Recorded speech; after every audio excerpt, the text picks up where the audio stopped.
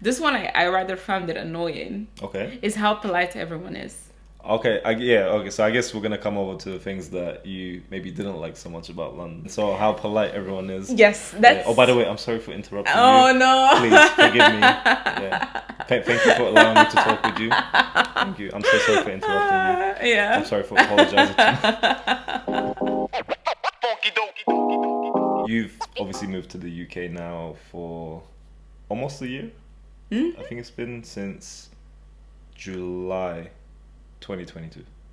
Yes, I think if I remember correctly, it was the 13th of July, I don't know. 2022. All the way down to the day. Yeah, yeah, it was a special day. I had to remember it to catch the flight. Very funny, yeah. Yeah. And well, how have you found it? Being in the UK now. I really love it, and it's funny that you've asked me because I feel like everyone who's here always asks me. They're like, "How are you finding it?" And Mm. just waiting for me to hate it. Oh really? Yeah, because people who live in London Mm-hmm. have so much attitude about the weather and about the city being expensive, etc., etc. But for me, to this day, I'm just still saying like I love it with the weather and everything. I think maybe it's the case of the grass is greener on the other side. I think so as well. Yeah, that's definitely the case, and also because it has so many good things that outweighs any bad thing Mm-hmm. people can see, and also there's a novelty to it. Yeah, So it's been under a year. yeah, it So makes yeah. sense. I mean, you've moved to the UK from Morocco, Mm-hmm. and obviously you've come here after we've gotten married. So Yeah. you're here in the UK spouse visa, which Yeah. was obviously a very long and arduous process for us to go through. Yeah. But now that we're actually here, I Mm. guess, we're just grateful for the fact that we could actually spend this time together now in a brand new country. Definitely, yeah. I want to make a whole episode about the spouse Mm-hmm. visa. I'm not sure if it's the right time yet, but I agree. that one could be more structured format, but also what we went through and everything. I think it would be very, very cool to Yeah, just share with you guys. And really, if you have any questions, would be very happy to answer them. absolutely. So I think the question that I had for you is, what are some of the things that you really love about London or even the UK in the year or so that you've been here? What has really stood out to you? What have you enjoyed? So the things that I've really, really loved are the fact that everyone here is from somewhere in the world, Mm. and also people know more about you and your culture than you think, Mm. which is something I did not experience in other countries that I have been to or lived in. Okay. In the UK, everyone knew about Islam. They know everything about Ramadan. They know everything about Eid. They're very inclusive. They like if your English is not perfect, they're okay with it. They don't expect you to just know everything about everything. There's a very tolerant culture, I would say. Mhm. So that's one thing I really love about the UK, and just the people. But some would say that it's just London. Mm. But for me, London has been like one of the least racist places I have ever been to in my whole life. Would you say that you've been to other places that have been racist? I have, yeah, but it didn't directly affect me. But you can feel that there's you guys and us, Mm-hmm. and in a very very clear way. Mm-hmm. But in the UK, everyone just blends in. Although I can say that you don't really meet a lot of English people. Yeah, it's funny. English people are almost the minority in London. Yeah, it's like I expected to hear English accent everywhere. If Mm. anything, all I hear is Spanish, French, Portuguese, Italian. It's Yeah. really, really rare when you just walking around and you hear a proper British accent. So I guess it depends on what you define as a English accent, because even if you just take the English accent as on its own, there are other types of accents. You have, for example, like a Cockney accent, or Definitely. you have more of a posh upper class accent. Yeah, I just have a disclaimer for your friends if they're watching. I understand only like 40% of what you guys say. Yeah. But yeah, definitely when I hang out with people who are proper, like, grew up here Yeah. and stuff, it gets really hard. I I imagine. really doubt my ability in English because the references, what they grew up watching, the accents, the speed at which they talk. I feel like I would have done so much of a better job in the US, for example, or Canada. Oh, really? But the UK is just a whole different references that I am not familiar with. It is not the English that I've learned.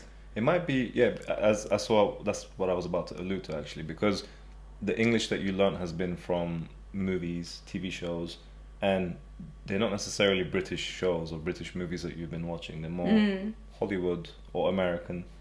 So I think that even comes across even in your English accent as well. Yeah. I think there's a hint of a American accent in the way that you Definitely. talk. Yeah, So- definitely. But I feel like my English is very understandable. It's just Oh no, your English is fantastic. correct.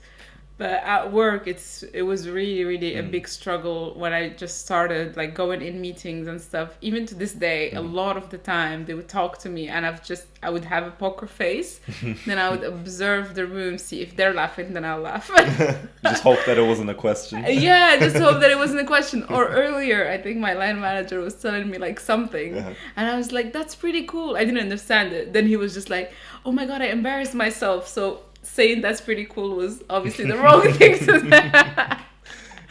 Yeah, man. Hit or miss, right? Yeah, I keep telling him like, look, my English, just take it slowly, Yeah. just all those jokes and stuff, it just gets too much for me. No, I think that, jokes aside, you have a phenomenal level of English. I know, yeah, thank Yeah. you. Not that good. Calm down. Yeah, I think it's better than their English. They're the problem. They're so. the problem, clearly.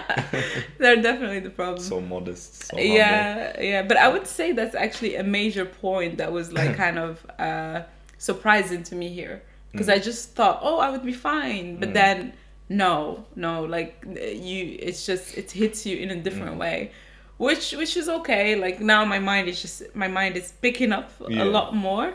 But I feel bad for anyone who comes here and they actually have no knowledge of English. Right. Yeah.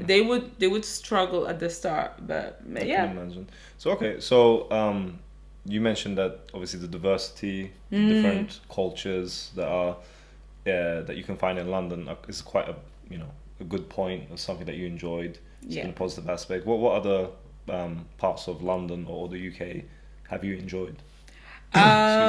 Well, I feel like London is full of opportunities. Okay. Like if you come here and your goal is to grow professionally and personally, there's a lot of room to do that.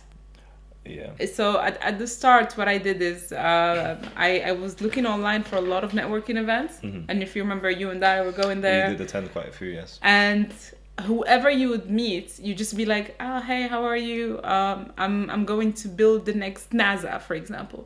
They just go like, great, cool. Like no one would doubt you, and everyone has that go get it attitude. So I would definitely say that it's such a startup word and such like a go get it attitude. That's how I'd like to name it. So that's one thing. And then when you want to actually go into the job market, you're very, very valued here. They believe that when they're offering you a job, they're also selling you the position, and it's a transaction that goes both ways. Yes. Rather than the traditional model that I am used to, where the employer just makes you feel like they're doing you a favor. Right, yeah. I don't feel like that here ever. And once you actually get the job and everything, they make sure to let you know that they are not expecting from you to be a workaholic. Now that's my experience, because I know that other people who work in law or work in, I don't know, finance, I would say, or other industries, say that they have crazy working hours. But I work in business, like corporate affairs and stuff, and yeah, we're still pretty good. Yeah. I really managed to have a good work-life balance, and also to keep a lot of independence. Like there's no micromanaging, nothing. So that's an aspect I really, really love. Again, just like the business side of things. And even if you are just a student in London looking to make some money, you can find some great opportunities. Literally, like on this app where you can apply today and start tomorrow, like quick jobs, like I don't know, Job Today, I think it was called. yeah, the app was called Job Today, like little jobs where you can make up to 12 to 13 pounds an hour, which is a lot of money in the UK, because I think the minimum wage is like £9 or something like I that. think so, yeah. Not entirely sure, but Yeah. somewhere between £9 and £10. Yeah, so you can find jobs that pay you so decent, and just working like 20 hours a day, a week or something like that, you can make around £1,500, which when you compare it to other countries, that's a lot of money. So, I mean, you definitely brought up an interesting point now, because this topic of money and London, obviously, London is known for being quite an expensive city. It is very expensive, So yes. what has been your experience with that? Do you agree with people when they say that London is very expensive, or what is your views on that? My views are, if you are coming from another country, like Morocco, London is probably very, very expensive. If you come with like a Moroccan Like, relatively speaking, income. Yeah. I think it's too much. I don't think like anyone can afford coming here. And if anything, when I see like Moroccans coming here or something, I'm like, okay, well, I don't know what you do for a living to be able to afford this, because I know if I was working in Morocco, this would have been complicated. Right. But once you are here and you work here, it's just you are paid what you spend. You know what I mean? No, what do you mean? It's like you are being given enough money to spend as much as London is required from you to spend. Okay, yeah. So so effectively, from what I understand, is when you do come to London and you do work, you get paid at least enough to be able to live. Of here. course, yeah. So it's no not savings. Like, so it's not like you would come here, work, and then starve to death because it's so expensive. No, you get paid proportionate at least to what the cost of living is in London. Definitely. I would say proportionate is the right word, because obviously rent here is really expensive. Like we're looking into £900 for a bedroom. That's really crazy. Just the bedroom. Yeah, just a bedroom. But then again, you can have that bedroom for £900, get a job that pays you, I don't know, 1,500. Literally, we're talking about being a receptionist, or even being like a waitress, or just like something that doesn't require any crazy skills except from you speaking English, and have that combined income and have money to live off as well, and just be fine. And obviously if you want to grow, I would say just like go maybe into more advanced roles, just work on yourself to be able to actually save and everything. Yeah, of course. But it's I feel like everyone should come to London and live here at least like once in their life. Okay. It's everything they tell you and more. I find it beautiful. I really find it like gorgeous. Compared to all the big cities I've ever been to, London is definitely my favorite. And especially when you just go outside during summertime or during spring, and you can just randomly find a really cool concert happening for free on the streets. You can just find like cute markets everywhere, just people enjoying life, just sitting outside, having a picnic. Just they have a lot of joy of life. And that's only like one sunlight away. Literally. Yeah. Because when the weather is bad, It's bad. then every meeting starts with, "Oh, have you seen the weather Oh lately?" my goodness. My goodness, like the traditional small talk in Yes, the UK is just yeah. referring to the weather and how it currently is. Yes, exactly. I think Yeah. one more thing I want to add. Mhm. This one I rather found it annoying. Okay. Is how polite everyone is. Okay, okay. So I guess we're gonna come over to the things that you maybe didn't like so much about London, but yeah, we'll start off with that one then. So how polite everyone is. Yes, that's. Oh, by the way, I'm sorry for interrupting Oh you. no! Please forgive me. Yeah. Thank you for allowing me to talk with you. Thank you. I'm so sorry for interrupting you. Yeah. I'm sorry for apologizing to you.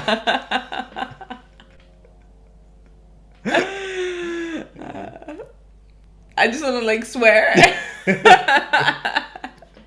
Thank you for letting me swear at you. Yeah, no, it does get annoying because when you go to order something, the person would just be too polite that you just want them to kind of get to the point and just get it done and just do it. Like, no please, no thank you, no nothing. Yeah. Just get straight to the meat. Yeah, just get straight to the point. And sometimes you have the passive aggressive polite. Oh. They would be like, "Please, ma'am, move, thank you." I like, just because you said please and thank you. Yeah. If anything, it makes it worse. Yeah, it makes it. But everyone is overly polite here, and you can observe it even in the kids. Like the kids when they talk to you. I have a little cousin here, and I love her to bits, but she's so polite. Just want some of that Moroccan like aggressive. No, she doesn't have the Moroccan aggressive. No, I'm saying you want her to have it. Oh, yeah, no, she doesn't have it. She's just like very polite, very cute, thank you the whole time, like please the whole time, and just she's very cute. But. Yeah, she's adorable.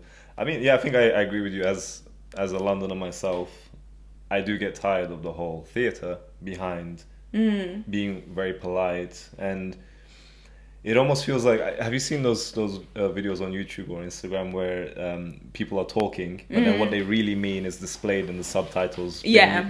I always feel that way when I'm talking to someone, or if I'm in a business meeting or something, or the way that you talk isn't actually what you intend to say. Yes. And that I call that kind of like the layer, the layer of politeness. It's just definitely tiring to deal with. It is tiring to deal with because I don't know if that's the expectation from you or not, but I see people do it here. I personally don't do it because it's kind of against the way I think.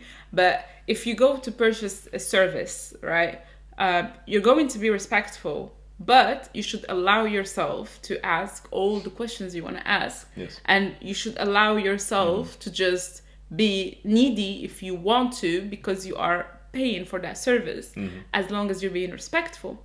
But here people get to a point of being polite that they're okay of maybe paying extra, maybe being full, just to avoid confrontation. No, that the whole bartering culture that we have in places like Turkey or even Morocco, Yeah. that doesn't exist here. It's very rare that you would barter with someone on the price of something. People generally just have this view of the price is the price. And you have to be like, I'm really sorry, but I'm going to have to negotiate in the next few minutes. Exactly. So would you please forgive me, because I'm going to ask you to only make it for £25 instead of 27. And people negotiating in the UK. But I think the other end of it, which is the person selling, they have this attitude of what I'm selling you is value. And when I put money on value, you should just pay it and apologetically. So maybe that's something I like a little bit. It just kind of gives that equality to a buyer and seller. I guess, my question from the back of that would be, do you feel like the price of things in London are worth what you are expected to pay for them, if that's the case? Of course not. No, they are not worth it. But the person selling it to you just kind of believes in the product way too much. Like, you can have someone being a little creator, in a market who makes, I don't know, Oh, those cups, the clay cups. the ceramic. I don't know if they were I think- ceramic or not, but it was like some kind of ceramic handmade glasses to drink, water from or something. I think like each of them was like £20. No, it was. I don't remember off the top of my head exactly, but it was maybe like. I really don't remember. I can't even give a price. It was probably like £10 each or something. I think it was a little bit more than that. Maybe, I don't know. But anyway, they were like this mini like cups, and the person selling it just had so much confidence in telling you, look, this is how much you should pay for it, because behind this there's my labor, there's my rent, there's my I'm profit. doing this as a hobby, Yeah. and therefore that makes it more valuable. Yeah, because it's not like a chain, it's not a franchise. I'm an independent. We like chains and manufacturer, franchise. Yeah. I mean, it didn't stop me from haggling with him, to be honest. Yeah, you just like tried it once and you were very, like not sure about it. Then he just said yes, and you were happy. I mean, I think the context behind it was that obviously I spent a lot of time in Morocco with Nuha, and I got used to the bartering culture and the haggling culture. So, here was an opportunity for me to actually apply what I had learned in just the market down by King's Cross, and it worked. So I saved 50p. I'm joking. After he apologized for bargaining, So I'm so sorry to do this for you, but the thing is really what I'm trying to say. I saved like £2.50 or something. It sounded like that, which brings me to the service charge. Oh, I think that's one of my least favorite things here.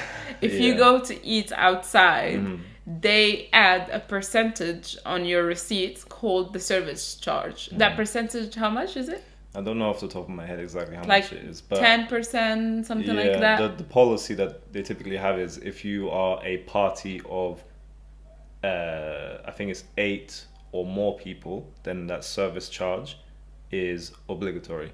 You have to pay it.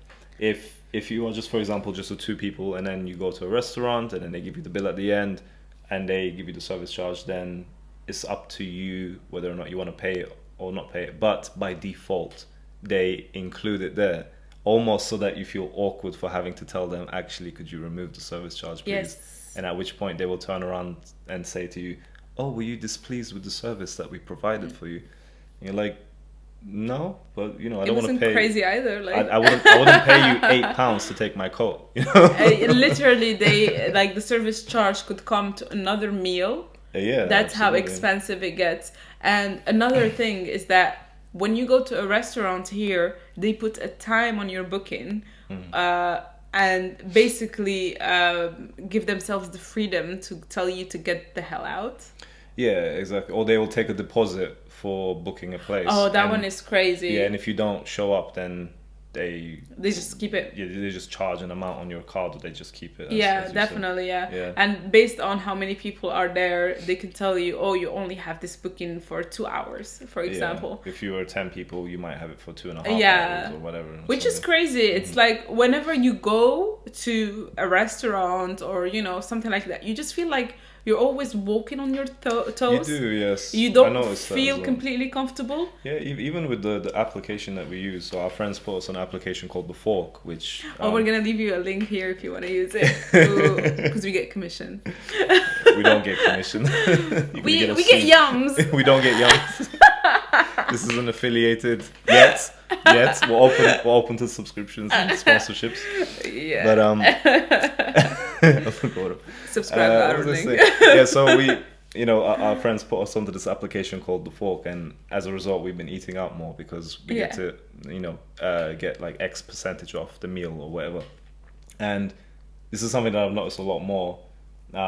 Just that feeling of walking around on eggshells when you're at a restaurant, you feel awkward. Yeah, you just don't want to go eat outside anymore. You feel really awkward. Whereas in Morocco, for example, you're just welcomed. You just sit down. Yeah. It's kind of just like, you go into like, I don't know, like an uncle's house or something. Like, what do you want? You want this? Okay, cool. Sit down. I'll bring it to you. Like, the price is the price. There's no, you got to pay for the service charge, and then you got to pay for the tap water, and then you got to pay for the booking. No, it's just... Then you have only a few hours and then you should leave. Yeah, no, I do agree with you. I personally have discovered through through your eyes is how much layers of charge there are. Yeah. But what I mean to say more is like, you don't just pay for the thing. Then there's some other thing Yeah. that you pay for, and then some other thing that you pay for, and then Yeah.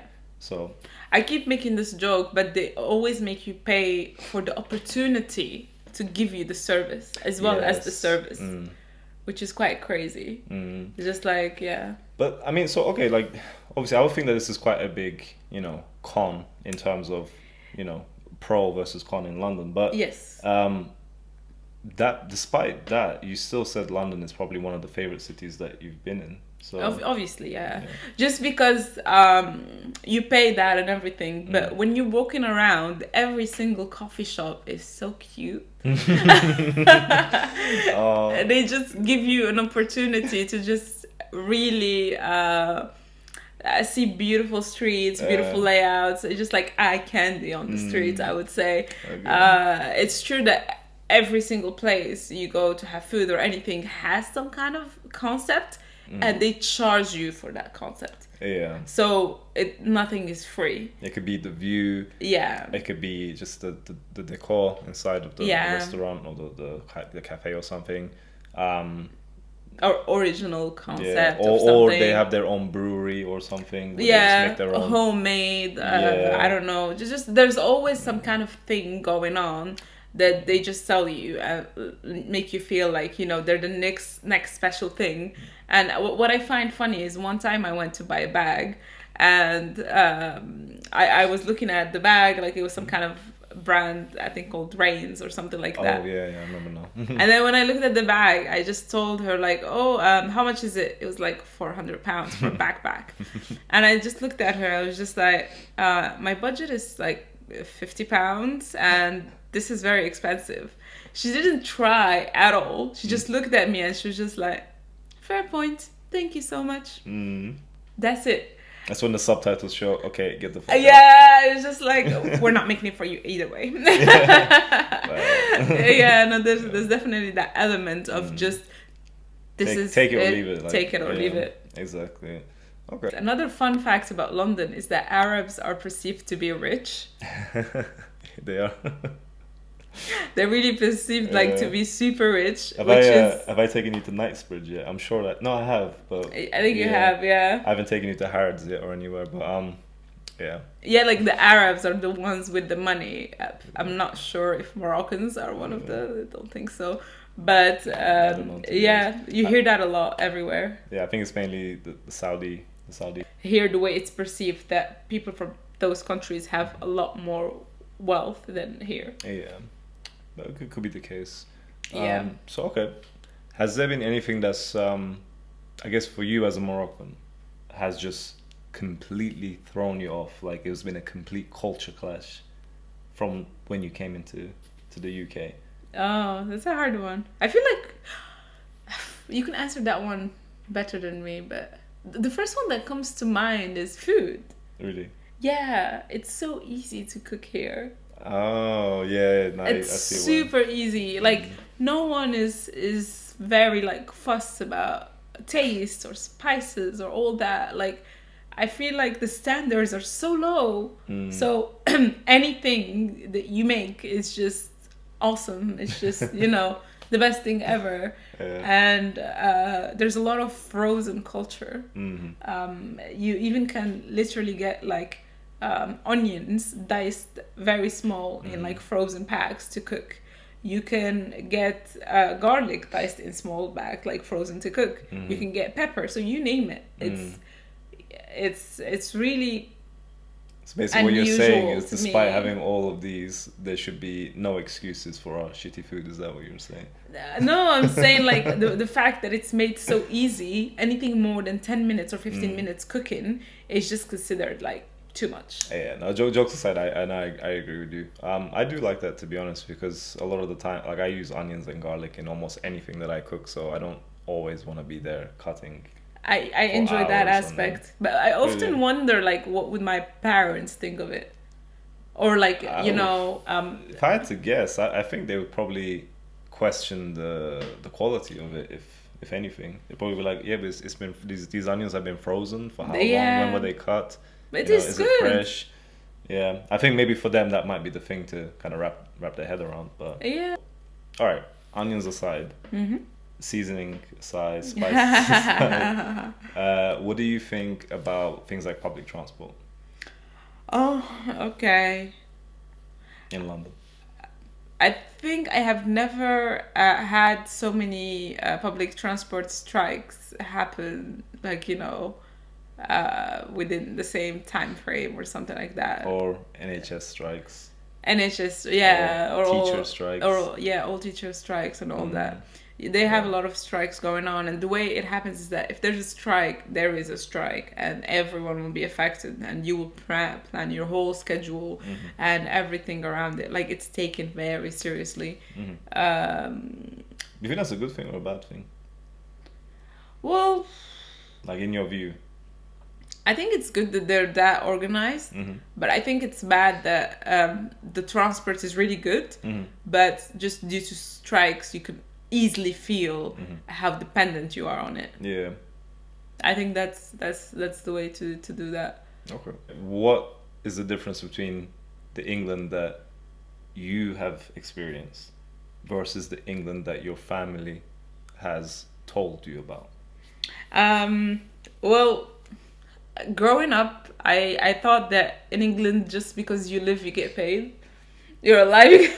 I mean, in some cases, yeah, that's true. Yeah, like everyone keeps asking me about what is it called? Benefits, Benefits, but they call it something else. It's like when you're not working, they give it to you. job seekers allowance. Yeah, Yeah. exactly. Hmm. So everyone just, used to have it a lot whenever they came here.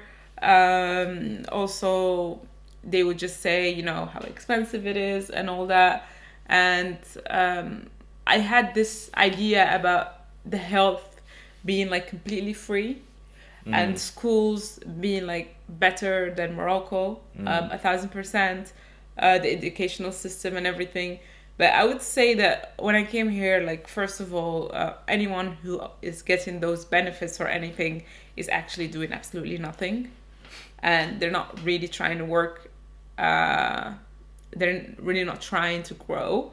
And Yeah. they're just trying to get something from the system. But what they're paying is not being able to upgrade their life. Hmm. So they're kind of just working for the retirement they will get in Mm. Morocco, and I feel like that is not the way I want to lead my life. What is your opinion of the people here in terms of the way that they look?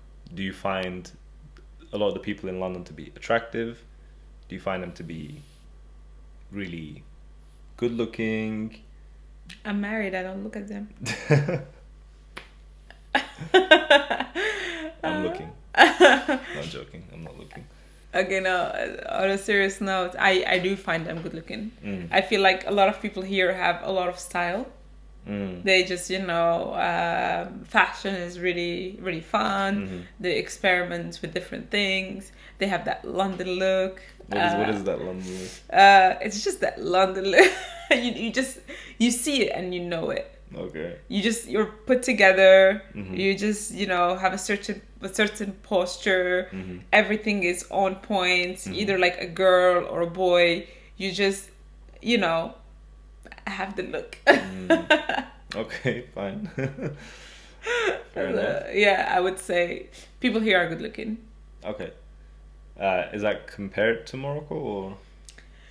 Yeah, maybe I'm just appreciating the variety. But then again, Mm. like, the people I see are not all Brits. Mm. Like, some of them might be from other nationalities. It's just the overall, Yeah. they're good looking. Okay. Cool. What about you? What are your favorite things in London? So for me, as a Londoner, the things that I like the most are, I think, just the wealth of opportunities that are available. That's the first thing. I think that for anyone who complains about a lack of opportunity in London, I just kind of feel like they want something just given to them. I think that it's super easy to progress. I think that it's super easy to get a promotion, start your own business. You could literally go onto a website right now, pay like £10, come up with a name for your business, and then have a limited corporation under your name. Yeah. That's, Oh, it's very easy to do that. compared to all the hoops that you had to jump through in Morocco to set up your own business. Yeah, I would love to make a whole episode about that, but yeah, that would be like dedicated on its own. Definitely. I think I like that the healthcare in this country is free. I do have some, I do have some negative points to make about the healthcare, but it's nothing against the healthcare professionals themselves. It's more just about the infrastructure and the way that it's probably handled by our government, just in terms of the lack of funding, just not having enough people or resources to do the jobs, and leaving a lot of the people that are in the NHS feeling overwhelmed and overworked as well, underpaid also. I think that the transport system in London is probably one of the best in the world, I would say. Oh, okay. Yeah, I would say it's definitely not the best in the world, because we have a lot of strikes, and again, that is kind of like it's not necessarily an infrastructure problem, but that's just more of a budgetary problem in terms of what the government is willing to pay. Yeah, they should pay them more already. Yeah. So yeah, we have a really good transport system. I think that what I like and dislike is that there is a process to everything. It's good because you have a good outline, and a lot of times, you could just search online how to do something, and then the steps are already outlined there for you. Whether that's coming up with your own business, or you are applying to get a driver's license, for example, or getting a mortgage for a house or anything like that. All the steps are just there defined for you. But the reason I don't like it is because it's also, you can't escape the process either. So there is no shortcuts. There are no shortcuts. It's like you can't challenge the system, I would say, and people just kind of embrace it. You just tell them, how do you do this? They're like, it's just done this way. And when you ask them, have you tried to challenge it? They'd just be like, I don't know. It's just not. That's just not the way to do it.